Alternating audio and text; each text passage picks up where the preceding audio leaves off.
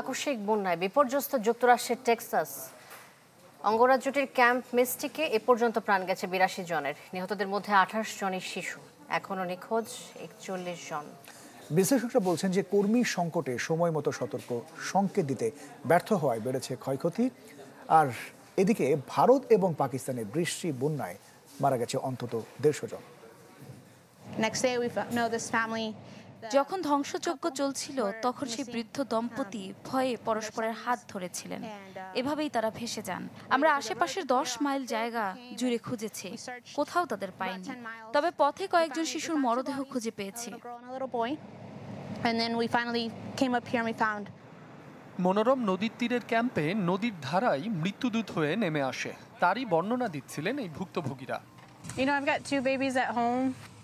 উদ্ধার তৎপরতায় কোনো কমতি নেই। দুর্গম অঞ্চলে হেলিকপ্টারে করে এয়ারলিফট করা হচ্ছে আটকে পড়াদের। এরই মধ্যে আগামী কয়েকদিনে আরও শক্তিশালী ঝড় ও বন্যার পূর্বাভাস দেওয়া হয়েছে টেক্সাসে। স্থানীয় গণমাধ্যম বলছে, কিছুদিন আগেই বাজেট স্বল্পতায় কর্মী ছাঁটাই করা হয় দুর্যোগ মোকাবেলা বিভাগ, আবহাওয়া বিভাগ থেকে, যার ফলে আগাম প্রস্তুতি ছাড়াই ঝড়ের দাপটের মুখে দাঁড়াতে হয় বাসিন্দাদের। টেক্সাসের নজিরবিহীন ক্ষয়ক্ষতিকে তাই দেখা হচ্ছে রাজনৈতিক ব্যর্থতা হিসেবে।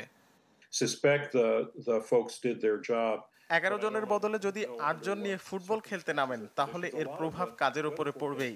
আমার মনে হয় আবহাওয়া ও দুর্যোগ মোকাবেলা বিভাগ তাদের কাজ নিষ্ঠার সাথেই করেছে, কিন্তু তহবিল কমে যাওয়ায় কর্মী সংকটের কারণে কিছু বিশৃঙ্খলা হয়ে থাকতে পারে। দক্ষিণ পূর্ব এশিয়াতেও বন্যায় প্রাণহানি হয়েছে। চলতি মৌসুমে ভারতের হিমাচলের পাহাড়ি ঢলে অন্তত ২৩টি আকস্মিক বন্যা দেখা দেয়। গেল কয়েকদিনে প্রাণহানি বেড়ে ৭৮ জনে দাঁড়িয়েছে। হয়েছে ব্যাপক ক্ষয়ক্ষতি। আর পাকিস্তানে এক সপ্তাহের বেশি সময় ধরে চলা বন্যায় মারা গেছেন অন্তত ৭২ জন। শুধু খাইবার পাখতুনখোয়াতেই প্রাণ হারিয়েছেন ২২ জন। মাসুম রাব্বি, চ্যানেল 24।